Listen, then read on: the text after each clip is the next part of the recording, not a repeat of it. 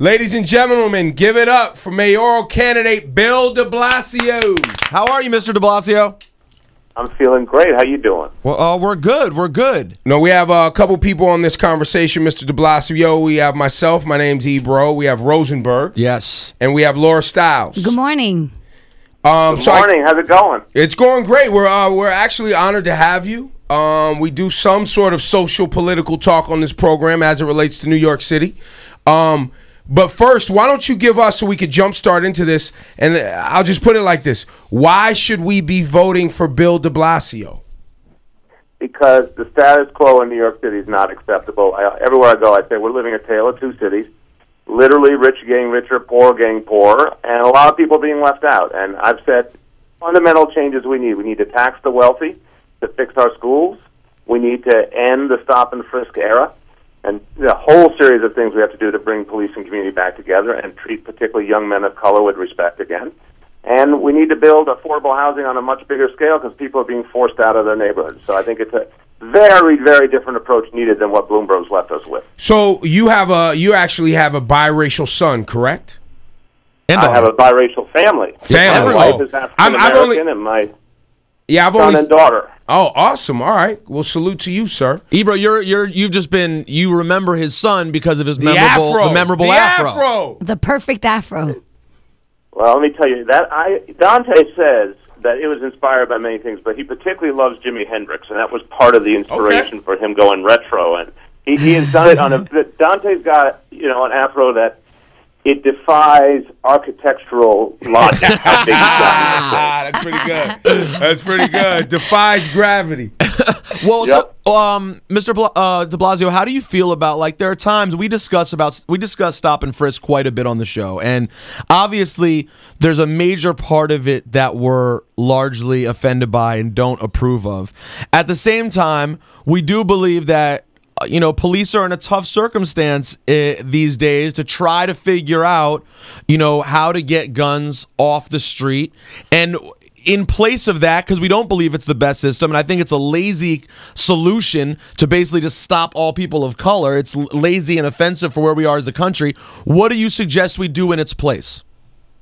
I think, first of all, I want to commend you. I think that's exactly the right way to think about it. It is lazy to stop 90% of the people stop being innocent in every way, shape, or form. Remember, those are police statistics, that 90% of people stopped for years have been innocent. So you're talking about there's been over 3 million stops in the Bloomberg years, and it has alienated police and community. And everyday cops will tell you it makes it harder for them to do their job because basically they're operating under a quota system. So if you want to think about the balance we have to strike, protecting people's rights and liberties, showing respect, but also effective policing, we're doing the exact opposite. We're offending people. We're making it harder for police and community to communicate. And for cops, their hands are tied because they have to fill out a quota, basically, of stops rather than going after serious crime. So I think, in fact, moving away from stop and frisk will make us safer in the long run. Now, do you attribute the decline in crime to stop and frisk, or is that something else? Absolutely not to stop and frisk. When you look at the facts, first of all, if something's catching 90% innocent people, well, you're not stopping crime there. You're just alienating good people. Of those who are found to have any issue with law enforcement, the most typical one is possession of a small amount of marijuana, which I think right there we should stop arresting people for. Wait, hold on, de Blasio. Hold on, de Blasio. You are talking to a constituency here listening to you that is definitely a weed-smoking constituency. Are you saying, sir, that if we put you in office, we will not be going to jail for having small amounts of marijuana? I'm going to give you a very precise answer. It's basically yes, but listen carefully. Right now, the reason people get arrested, it's in their pocket. That's not illegal in small amounts. The cop says empty your pockets. When you empty your pockets and you display it, it suddenly becomes illegal. That's absolutely ludicrous. And so I want a law passed in Albany that would end it, and I would instruct the NYPD right now, stop arresting people for display of small amounts. It's ridiculous. It doesn't make us safer. It just ends up giving a lot of people a criminal record they don't deserve. Mr. Blasio, I found, and I don't know how much you can go into this, but I found that once once Anthony Weiner pulled an Anthony Weiner and pulled out his wiener. Yes, exactly. Once he did himself off in this election, it felt like that week when I turned on the national Sunday talk shows that the establishment had already decided that Christine Quinn was the presumed winner of this election. And to me, you know, being at Hot 97, I've learned to have a little bit of an eye to look for conspiracy. I definitely felt some type of way when I saw that it was like all Christine Quinn. In your position, did it seem a little bit unfair that it seemed like everyone just jumped from Weiner to Quinn and de Blasio got sort of cut out of the equation at that point? I don't get caught up in the mainstream media and the punditry, because I learned a long time ago, we learned it in both Obama campaigns. I learned it when I worked for David Dinkins back in 1989 when he first ran for mayor. You know, the punditry always tells you social change is not possible. But the people are way ahead of the political commentators. And so, no, it didn't surprise me one bit. You know, once, though, the obsession with one candidate's personal life ended, people started talking about stop and frisk, affordable housing, taxing the wealthy, all the issues I've been raising, we started to get a lot of support. And that's why right now, if you look at the polls now, we're in a really strong place.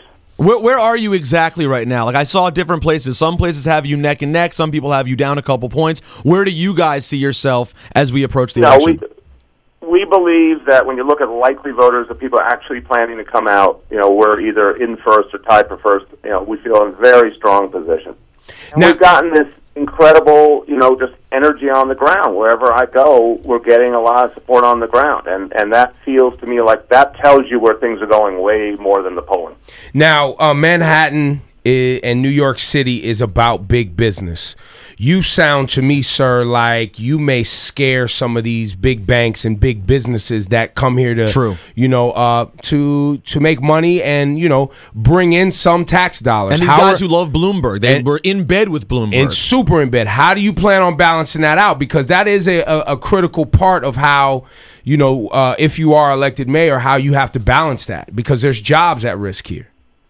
Yeah, but I think people who are scared of taxes on the wealthy miss the fact that it's time for the wealthy to pay their fair share. You know, we can't fix our schools without getting some more resources, and that's why, you know, my plan is full-day pre-K for every child, early child education. If we're not doing that, we're not serious about making schools work for kids, after-school programs so kids are safe. This is a worthy investment, and folks who are wealthy right now, by the way, are doing better than ever. Look at the stock market. You know, their fortunes are increasing. Yeah, but they don't want to give. But they don't want to give their money. And I'll even say me. I'm a registered independent. I sit here and listen to you, and I hear you talk about affordable housing and more of it. Where I say, well, wait a minute. There are people sitting in the projects here in New York City that have been there for generations, where the projects were never intended for you to stay. It was a place for you to go, figure out how to get on your feet, and move on. There are people taking advantage of the system. So in your position, you're going to have to balance that out and figure that out, correct? Of course, but when the projects were first built, there was a substantial supply of affordable housing, so people could move on. They could build up economically, get into the middle class, find a home even to buy. That's harder and harder today. So, you know, first we have to protect the public housing that we have. We have to stop any effort that might privatize that and protect the housing we have. But second, we've got to build a much greater amount of affordable housing. We've got to require that of the real estate industry so people aren't forced out of their own neighborhoods. And look, for those who are scared of those changes, this is what I say. I'm going to work with the business community. I'm going to work with the wealthy for the good of all of us. But in the end, the mayor works for the people, not for the business community, for the people. And the people are not getting a particularly good deal right now. And people are having a really harder than ever time making ends meet in New York City, and we need to change of direction. I'm not comfortable where Bloomberg's left us, and I don't want to continue it. So you're saying that are you going to once again like enable low income people to place blame on other things other than themselves when maybe they could take initiative to kind of, and I hate this term, but I'm going to use it, pull themselves up by the bootstraps, take responsibility for your actions, finish high school, go to college, get a job, and try to get up and get upwardly mobile? Are you, because I feel like a lot of times liberals enable people from low-income circumstances to basically feel like, oh, woe is me, oh, it's too bad, I can't get this and I can't do that. So they end up just staying in neighborhoods that they possibly are bad for them. Well, I understand what you're saying. I don't agree with the premise.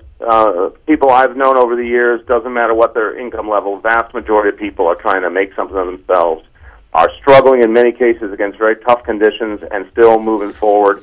I think there's a stereotype of liberal people, and I think some people earned that stereotype, but a lot of us didn't. We wanted to make every opportunity for people to find their way. But look, in today's economy, for example, the amount of education you need to make it in the modern economy is much higher than it used to be. Absolutely. So one of the things I'm focused on, that's why I believe in early childhood education, because we need a higher level of education if people are going to make it. You need more access to CUNY than you needed in the past, and my plan is to take subsidies away from big companies and make more financial aid available for CUNY, more programming at CUNY that actually helps people get jobs, like in tech sector, film and TV, healthcare, where the jobs are. People, vast majority of people in the city will work hard to move ahead. But right now there are walls up because of the kinds of qualifications you need for decent jobs in the city, and it's the city government's responsibility to address that. Listen, Mr. I like your answer, Mr. de Blasio. Don't you worry about Ebro. Much like your son, Dante, Ebro is biracial, so sometimes his white side and his black side fight in his head, and he has he has mixed opinions at all times. You never know what you're going to get from this guy. We just saw Republican Ebro. We were there for a second. Yeah, no, I had to go there because I do see where vast amounts of people my age and younger place blame on things outside of themselves for their circumstances. And yes, there is some blame. But I also think that he made Mr.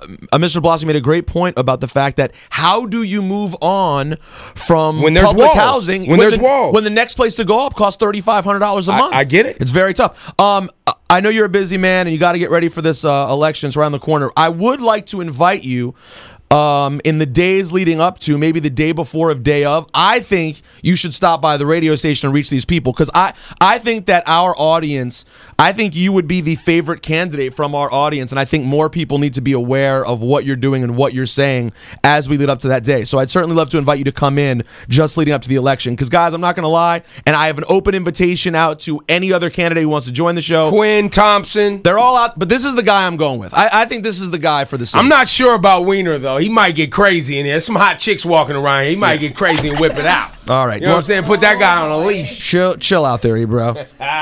Mr. de Blasio, good luck, and we'd love to have you come in before the election. It would be my honor. We're going to try and make it happen. But listen, thanks for the chance to be with you. And I think a lot of people in this city want to find a way to make it a city fair to everyone again. And I think we can. This is the election where we're going to get that done. Very good. Thank you so much. Bill de Blasio, ladies and gentlemen.